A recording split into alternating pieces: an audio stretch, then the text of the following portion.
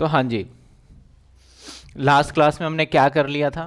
Last class में हमने house property में 22 देख रखा है, और उसके बाद हमने 23 के भी बेसिक कॉन्सेप्ट देख लिए और डिफरेंट सिचुएशन में कुछ केसेस भी देख लिए हमने।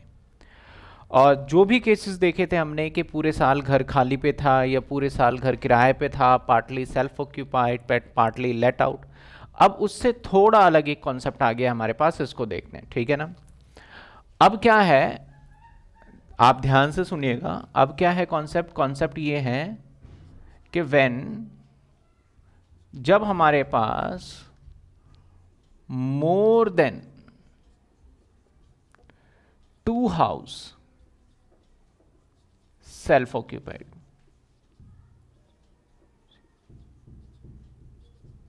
जब हमारे पास एक से ज्यादा घर सेल्फ ऑक्यूपाइड हो तो क्या होगा, है ना। ये कॉन्सेप्ट बेसिकली आया क्यों और ऐसा क्यों कहा गया इसमें, क्योंकि इंडिया के अंदर आप देखोगे तो बहुत सारे ऐसे पर्सन हैं जिसके 10-10, 12-12 मकान हैं और वो हाउस टैक्स देते नहीं है। अगर हम उनसे पूछे भाई तुम्हारे 10 मकान हैं तो तुम हाउस टैक्स क्यों नहीं दे रहे, हाउस टैक्स, मैं गलत वर्ड यूज कर गया, हाउस प्रॉपर्टी टैक्स नहीं देते, तो उनका कहना है जी हम तो सेल्फ ऑक्यूपाइड है सारे घर, हम किराए पे देते ही नहीं, हमारा प्रॉपर्टी पड़ा हुआ है, दैट्स इट। गवर्नमेंट ने कहा भाई सारा का सारा प्रॉपर्टी तुम्हारा खाली है तो भी तुम टैक्स तो दो। तो उसने कहा कि सर अगर हमारा सेल्फ ऑक्यूपाइड होता है तो एनएवी क्या आ जाता है, नील, और जब एनएवी हमारा नील आ गया तो हम क्यों टैक्स देंगे बताइए। बात सही थी एसएससी की। तब जाके गवर्नमेंट इस पॉइंट्स को इंट्रोड्यूस किया इसने 23 सेक्शन के अंदर, और क्या बोला, बोला कि भाई जब तुम्हारा घर अगर 2 से ज़्यादा है तो हम मान लेंगे कि पूरे साल किराए पे था, या तो घर बेच दो। ऐसा क्यों किया गया, क्योंकि बहुत सारे ऐसे लोग हैं, देखो जैसे मेरे पास 10 घर है और 10 घर को अगर मैं मान लो सपोज करो मैं सेल्फ ऑक्यूपाइड रखता हूँ, मैं देता ही नहीं, बंद करके रख रखा है। अगर वो 10 घर मैं खोल दूँ किराए के लिए तो किराएदार हमारे पास आएंगे और किराएदार के लिए बहुत सारे घर हो जाएंगे, जिससे रेंट क्या होगा, डाउन हो जाएगा, तो लोगों को रहने के लिए घर मिल जाएगा। तो यही गवर्नमेंट का एक इंटेंशन रहा था इस सेक्शन के पीछे, इस पॉइंट के पीछे। तो बोला कि अब जब कभी भी आपके 2 से ज़्यादा घर हुए ना, तो ऐसे सिचुएशन में हम 2 घर को सेल्फ ऑक्यूपाइड मान लेंगे, या आप मानना 2 घर को, बाकी हम लेट आउट मान लेंगे, तो उसके हिसाब से आपको टैक्स देना ही पड़ेगा।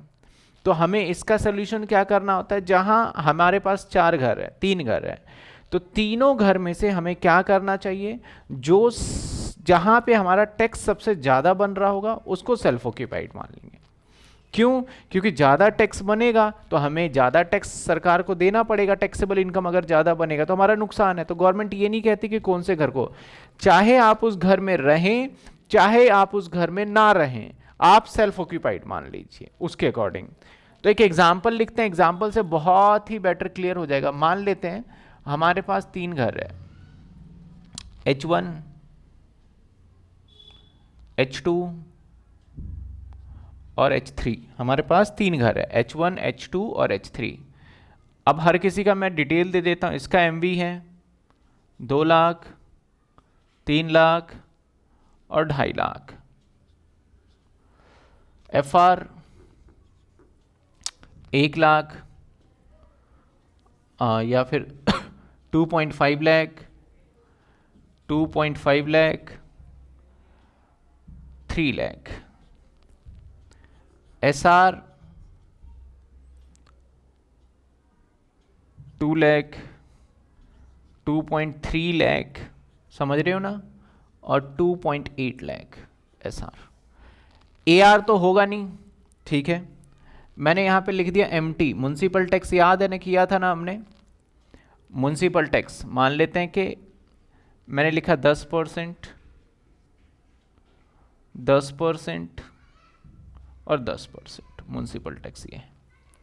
अब 3 घर है हमारे पास, गवर्नमेंट का क्या कहना है कि भाई तीनों घर अगर आपका सेल्फ ऑक्यूपाइड है तो हम ऐसा होने नहीं देंगे, आपको तीनों घर में से कोई भी 2 घर को आपको सेल्फ ऑक्यूपाइड मानना है, बाकी घर को आपको लेट आउट मानते हुए, deem to be let out मानते हुए हमें टैक्स देना ही देना पड़ेगा।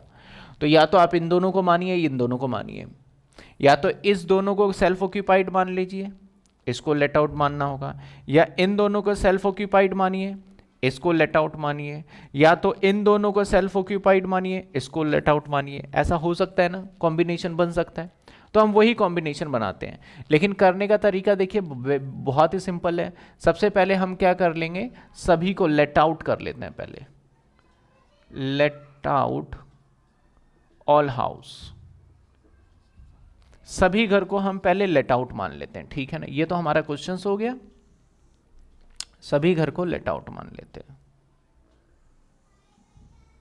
देखिए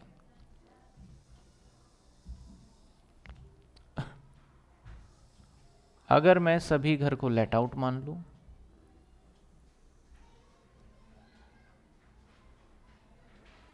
H1 H2 और ये आ गया H3, H1 H2 H3 particular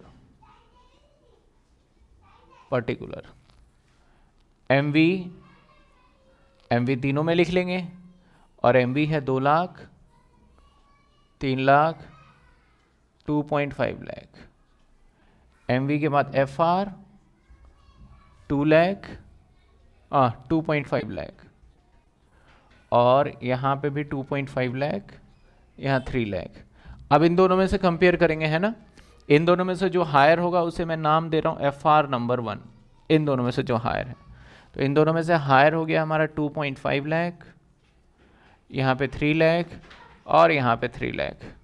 अब कंपैरिजन स्टार्ट होगा SR से। SR हमारे पास गिवन है क्वेश्चन में 2 लाख, 2.3 लाख और 2.8 लाख।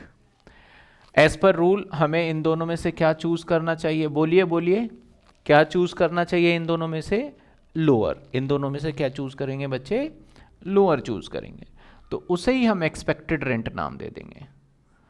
और ऑल्दो ऐसे सिचुएशन में उसको एक्सपेक्टेड रेंट से बेटर है कि उसे डायरेक्टली नाम दे दिया जाए GAV, क्योंकि वही GAV होगा, क्योंकि यहाँ पे actual rent receive and receivable होगा नहीं, क्योंकि मैं खुद कह रहा हूँ कि मेरा घर सारा सेल्फ ऑक्यूपाइड है, इसलिए GAV। तो यहाँ पे GAV लोअर आ जाएगा, तो 2 लाख, यहाँ पे 2.3 लाख, यहाँ पे 2.8 लाख, ये आ गया GAV। इसमें से माइनस क्या करेंगे हम, म्युनिसिपल टैक्स NAV आ जाएगा, लेस कर देते हैं म्युनिसिपल टैक्स MT। तो MT अगर मैं लेस करता हूं तो 10% है। अब ये नहीं पता किसका, तो आप हमेशा ध्यान देना, ये जो 10% होता है ना, हमेशा MV का होता है। तो MV का 10% 20,000, और यहाँ पे आपका 3 लाख का 30,000, यहाँ पे 25,000, ठीक है ना।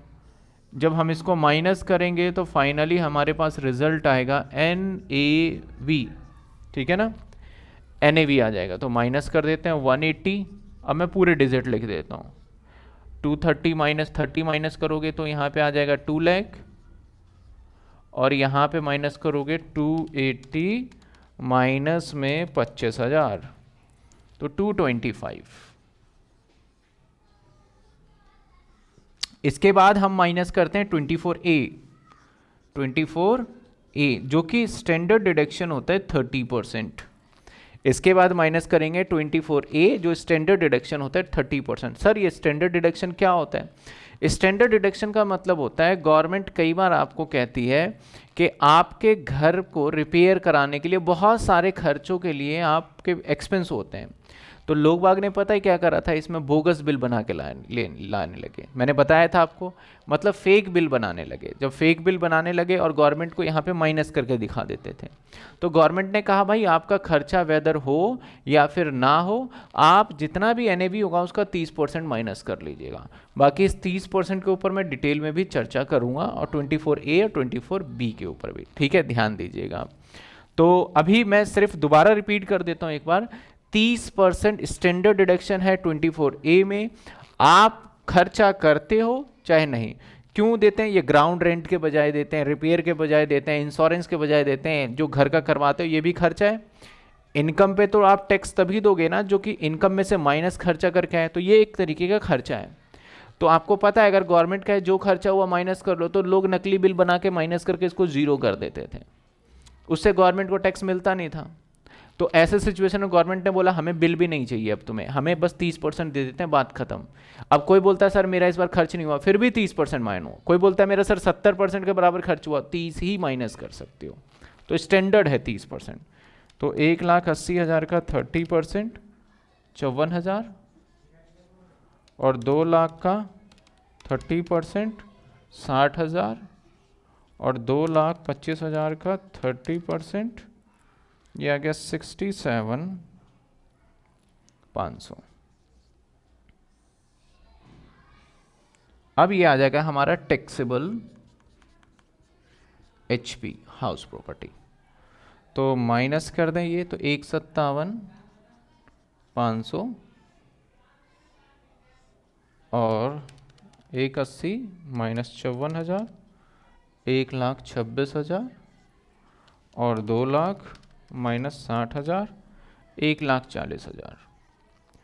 एक बात आपको हमेशा ध्यान देने वाली ये है कि ऐसे सिचुएशन में क्या होता है, हमें जो ध्यान देना है, ऐसे सिचुएशन में होता ये है कि जो घर सबसे ज़्यादा टैक्सेबल इनकम बन रहा है उसी को सेल्फ ऑक्यूपाइड मान लो, जो सबसे ज़्यादा टैक्सेबल है।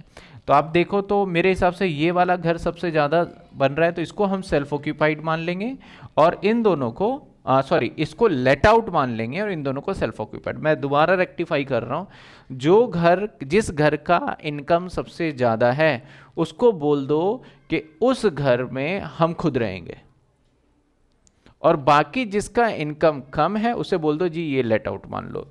तो एक तो मुझे इसको सेल्फ ऑक्यूपाइड मान लेना चाहिए, एक इन दोनों में से इसको, यानी H3 को बोल दो सेल्फ ऑक्यूपाइड, ताकि इसका NAV क्या बन जाएगा 0, और इसको लेट आउट, इसके ऊपर आपको टैक्स देना पड़ेगा, ठीक है ना। तो हम यहाँ पे कॉम्बिनेशन क्रिएट कर लेते हैं। सर वो क्या क्रिएट करना है कॉम्बिनेशन में, कैसे करेंगे? कॉम्बिनेशन पहले हम कर लेते हैं, देखो क्या क्या बन सकता है। H1 and H2 self occupied हो, H1 H2 self occupied, and H3 हमारा हो जाए लेट आउट। तो H1 को अगर हम मान लेते हैं सेल्फ ऑक्यूपाइड, तो H1 का 0 हो जाएगा, प्लस H2 का 0 हो जाएगा, प्लस H3 को अगर लेट आउट मानेंगे तो 1,57,500 रुपये होंगे, है कि नहीं। तो टैक्सेबल इनकम आ जाएगा 1,57,500 रुपये पहले केस में।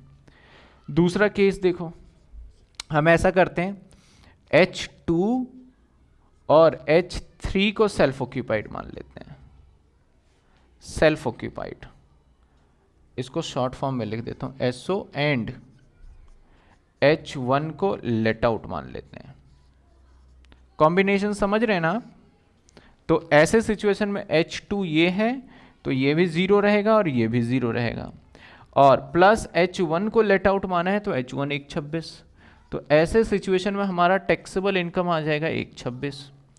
तीसरा केस कॉम्बिनेशन बन सकता है कि H3 एंड H1 को हम सेल्फ ऑक्यूपाइड मान ले, एंड H2 को लेट आउट मान ले। तो H3 भी 0 प्लस H1 भी 0, और प्लस H2 का टैक्सेबल इनकम आएगा 140। Now taxable income 140। अब ध्यान से देखिए, सबसे ज्यादा इनकम कौन से कॉम्बिनेशन में आ रहा है, सबसे ज्यादा इनकम कहां आ रहा है। तो आप ध्यान दे पाएंगे कि यहां पे मुझे सरकार को टैक्स देना है इस पे, यहां पे टैक्स देना है इस पे, यहां पे टैक्स देना है इस पे। तो आप क्या चाहोगे, आप ज़्यादा से ज़्यादा इनकम पे टैक्स दो या कम से कम? तो जवाब है सर कम से कम चाहेंगे। तो आपका बेस्ट कॉम्बिनेशन ये बनेगा, जिसके अंदर क्या था, H2 H3 को सेल्फ ऑक्यूपाइड और H1 को लेट आउट। और मैंने भी यही कहा था, जो घर महंगे हैं उनको सेल्फ ऑक्यूपाइड मान लो ताकि वो 0 हो जाए। ये महंगा टैक्स आ रहा है इस पे, और एक इस पे ज़्यादा इनकम आ रहा है, इसको 0 मानो, इसको सेल्फ ऑक्यूपाइड मान लो, समझे। तो एग्जामिनर को हमें ना ऐसे कॉम्बिनेशन करके दिखाना होगा कि हमारे लिए टैक्सेबल वैल्यू कहाँ पे कम से कम आएगी। क्लियर है बात? चलिए देखिए, आपको कोई डाउट है तो पूछ सकते हैं, आप फटाफट कमेंट में पूछिए, कोई डाउट है तो। है कोई डाउट इसमें, बताइए, बोलिए अगर कोई डाउट है तो। डन, चलिए वो नोट कर लेंगे, सुनते भी रहिए आप। तो अब हमने सारे डिफरेंट सिचुएशन जितने थे 23 खत्म हो गया है। अब 24 करेंगे। 24 का 30% देखा है हमने अभी। सबसे मेन होगा 24B। तो जो अगली क्लास के अंदर कवर करने वाले हैं ना, हम वो करने वाले हैं 24B। मोस्ट इंपॉर्टेंट रहेगा और हर क्वेश्चन में आता है। 24B करने के बाद एक हमारा अनरियलाइज रेंट और एक हमारा है अनरियलाइज के रेंट के बाद एक है हमारा एरियर ऑफ रेंट। कुछ छोटे छोटे कॉन्सेप्ट वो क्वेश्चन के बीच में ही करवाऊंगा, मैं अलग से नहीं करा रहा उसको, ठीक है ना। वो क्वेश्चन के बीच में हो जाएगा फिनिश। तो सबसे पहले फटाफट से आप इसको नोट करिए और हम फिर आगे करेंगे इसके अंदर इंटरेस्ट। नेक्स्ट क्लास के अंदर करेंगे हम इंटरेस्ट।